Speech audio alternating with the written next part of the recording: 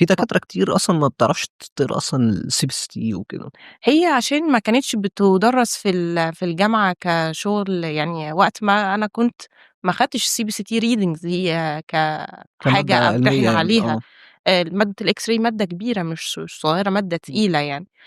لازم كل دكتور وقت ما يتخرّج خلاص fresh grad لازم يكون عارف إزاي يتعلّم يقرا الCBCT reading، إزاي يشوف الanatomical landmarks المهمة، إزاي يقدر يعمل يعني interpretation ليها، سواء كان حتى هيشتغل حاجة تخصُّص تاني، يعني ده أصبح حاجة ضرورية في كل المجالات، مش بس الsurgical guide أو الجراحة أو أو الimplant. كImplant بس، لا، لأ خالص، برّه الناس الImplant كمان. طبعًا الendo، الortho، ده even الpedo، كل دي تخصُّصات ممكن نطلب من الpatient يعمل CBCT.